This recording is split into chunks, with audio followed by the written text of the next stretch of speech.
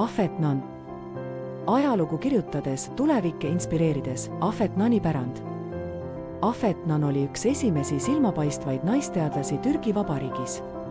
Ajaloolase, sotsioloogi ja akadeemikuna ei aidanud ta üksnes minevikku avada, vaid kujundas ka tulevikku. Oma läbimurdelise uurimistöö kaudu dokumenteeris ta teaduslikult Türgi naiste ajaloolise ja sotsiaalse kohalolu. Tema töö on võimas tõendus selle kohta, et naised ei ole ainult osa ajaloost, nad on aktiivsed teaduse kujundajad.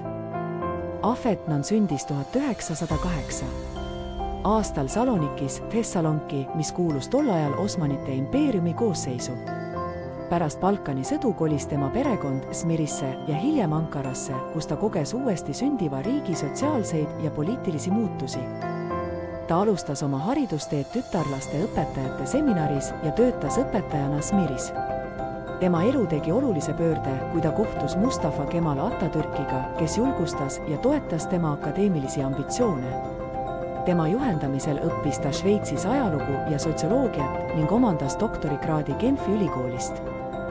Tema akadeemiline teekond oli oma ajastu naise jaoks murranguline ning tähistas elukestvat pühendumust teadusele, haridusele ja naiste õiguste tugevdamisele kaasaegses Türgis.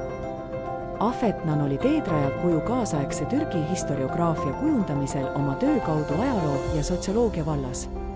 Pärast doktorikraadi omandamist Genfi ülikoolis sai temast üks Türgi ajaloo ühingu asutajaliikmetest ning ta jätkas seal akadeemilist uurimistööd veel palju aastaid.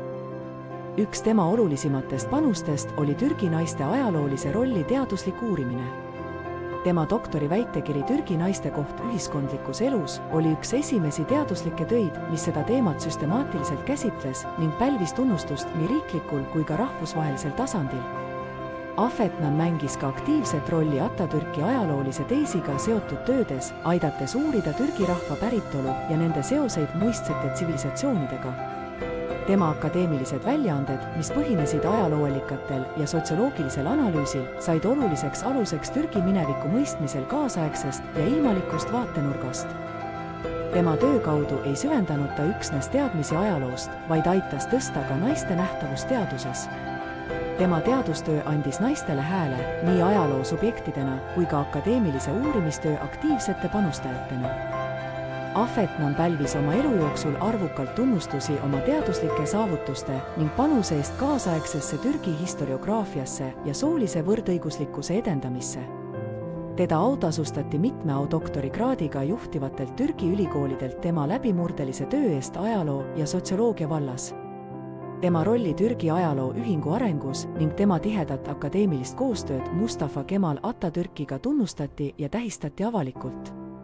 1980. aastal nimetati ta Türgis aasta teadlaseks, mis oli kõrge tunnustus tema eluaegsele pühendumusele haridusele, uurimistööle ja rahvuslikule ajaloole. Tema pärandit on austatud raamatute, dokumentaalfilmide, konverentside ja akadeemiliste projektidega, mis on pühendatud tema elule ja tööle. Türgi eri paigus on tänavad, koolid ja institutsioonid saanud tema nime, tagades, et tema mälestus elab edasi tulevaste põlvkondade eeskujuna. Formaalsetest auhindadest olulisemgi võib olla põlvkondade kaupa naisuurijaid, keda ta inspireeris haridust ja teaduslikku uurimistööd jätkama ühiskonnas, mis oli läbimas sügavaid muutusi. Afet-Nan ei olnud üksnes ajaloolane, vaid ka elav sümbol sellest, mida naised võivad teaduses ja akadeemias saavutada.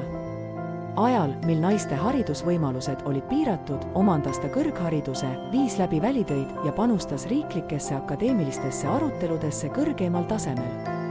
Oma eeskujuga seadis ta kahtluse alla traditsioonilised soorollid, näidates, et intellektuaalne võimekus, sihikindlus ja uudishimu ei ole sooga määratud.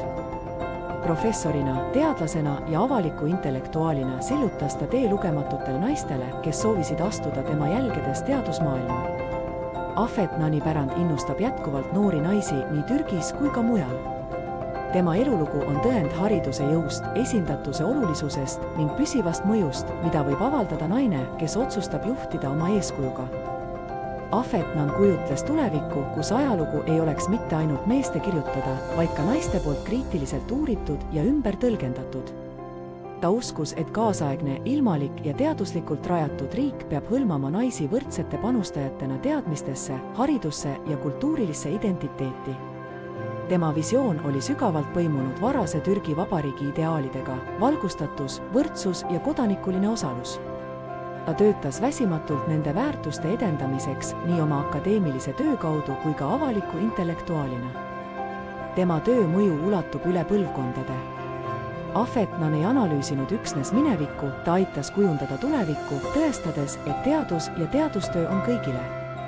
Tema mõju on nähtav akadeemias tegutsevate naiste arvu kasvus, jätkuvas huvis soouuringute vastu ning püüetes käsitleda ajalugu üha kaasavamate ja kriitilisemate vaatenurkade kaudu.